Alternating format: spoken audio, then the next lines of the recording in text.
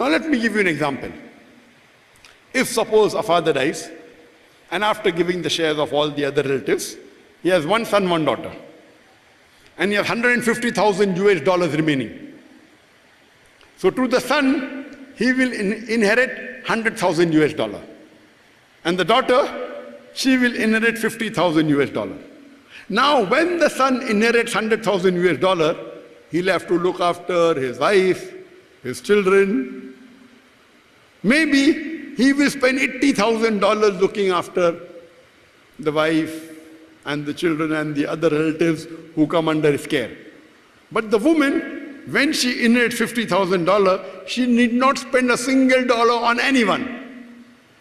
If she wants to do voluntary, it's different. She need not.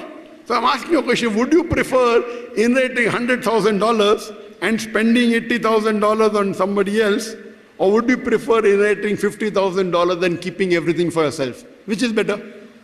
Which is better? First or second? First or second? Second. MashaAllah. So we are disadvantaged. Imagine if Allah said both gets equal, then we would say this is injustice. You lay shoulder on, you lay burden on a shoulder. We have to look after our wives, after children, maybe our parents, and you give same equal share. So Allah subhanahu wa ta'ala is unjust in the least degree. Surah Nisa chapter verse 40. So that's the reason in Islam, because Allah is just and the financial burden is not laid on the shoulder of the woman inherit half of that of the male counterpart, but yet financially they are more secured.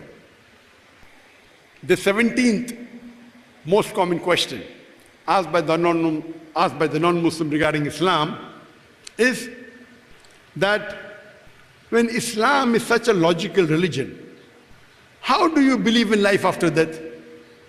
How can you prove the existence of life after death?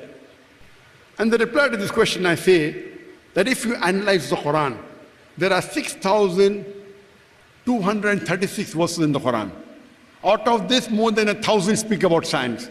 And if you put the Quran to the test of science, established science, we come to know hypothetically that 80% of the Quran has been proved to be 100% correct. 20% may go in the ambiguous slot, unknown. Neither right, neither wrong, because science hasn't advanced so far to prove every verse of the Quran. Maybe 50 years later, 100 years later, 200 years later, we'll come to know. But my logic says, when 80% of the Quran has been proved to be 100% correct, not even 0.1% wrong, and the balance 20% is ambiguous, neither right, neither wrong. No one can prove even 0.1% wrong. So my logic says when 80% is 100% correct and proved to be scientifically correct, and 20% is ambiguous, unknown, my logic says that even this 20% will be correct. So when the Quran says there is life after death, it is not a blind belief. It's a logical belief. It's a scientific belief. Today science hasn't advanced to prove there is life after death. Quran says there is life after death. Quran says in Surah Mulk chapter number 6 and verse number 2, Alladhi khalaqal mawta wal hayata. It's Allah who has created death and life to test which of you is good in deeds. That means this life is a test for you. He has created death. First Allah creates death. Then Allah creates life.